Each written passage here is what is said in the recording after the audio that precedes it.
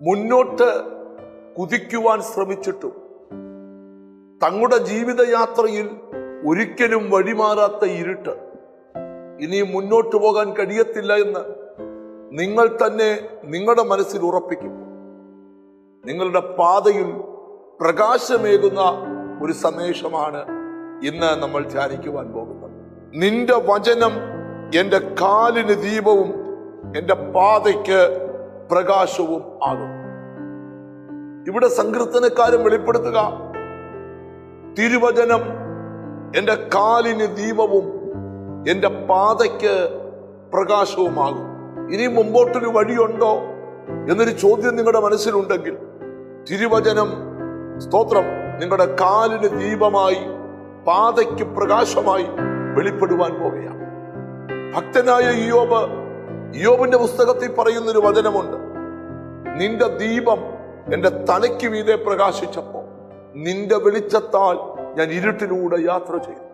23-ാം സങ്കീർത്തനം, കൂരിരുൾ താഴ്വരെ കൂടെ നടന്നാലും ഒരനർത്ഥവും നീ ഭയപ്പെടുകയില്ല. ഇരുട്ട് എത്ര സ്തോത്രം കഠിനമായി സ്തോത്രം നിനക്ക് മുമ്പിൽ വെളിപ്പെട്ടാലും ഒരു ചെറിയ പ്രകാശം മതി ഇരുട്ട് വഴി മാറി തരുക. സ്നേഹിത, പാതകളിൽ ഇരുള് വീണ് കിടക്കുന്ന ചിലരോടൊക്കെ ദൈവം ഇന്ന് രാവിലെ സംസാരിക്കുകയാണ്. നിന്റെ പാതയിലെ ഇരുട്ടുകൾ വഴിമാറാൻ പോവാ. ഇസ്രായേൽ മക്കൾ മിസ്രൈമിൽ നിന്ന് നടന്നു വരുമ്പോൾ ചെങ്കടലിന്റെ മുമ്പിലെത്തിയപ്പോൾ സകല വഴികളും അടയപ്പെട്ടു. മോശ എന്ന ദൈവമനുഷ്യൻ ദൈവനിയോഗം പ്രാപിച്ച് തന്നെ ഏൽപ്പിച്ച വഴി കടലിന് നേരെ നീട്ടിയപ്പോൾ വഴിയില്ലാത്തടത്തൊരു വഴി ഉണ്ടായി വന്നു. ഒരു കാറ്റുകൊണ്ട് കടലിനെ രണ്ടായി പകുത്ത് അതിന്റെ നടുവിലൂടെ തന്നെ ജനം നടന്നു. സ്നേഹിത, ഇരുട്ട് മൂടിക്കിടക്കുന്ന ചില മേഖലകളിൽ തിരുവചനം ഒരു വെളിച്ചമായി നിന്റെ മുമ്പിൽ വരാൻ പോകുകയാണ്. ഇനിയും മുന്നോട്ട് നീ പോകത്തില്ലെന്ന് ദേശവും ശത്രുവും നാട്ടുകാരും പറയുമ്പോൾ ദൈവം പറയുക, ഒട്ടും പതറണ്ട, എന്റെ വചനം നിന്റെ കാലിന് ദീപമായിട്ടുണ്ട്.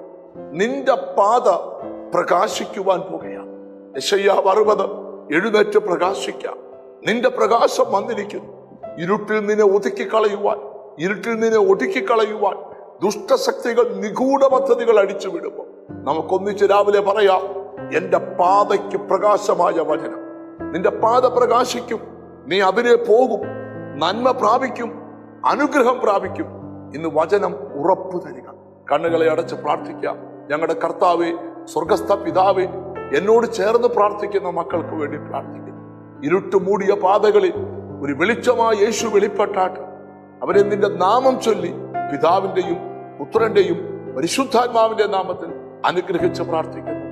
യേശു ക്രിസ്തുവിൻ നാമത്തിൽ തന്നെ നിന്റെ പാത പ്രകാശിക്കും. God bless U.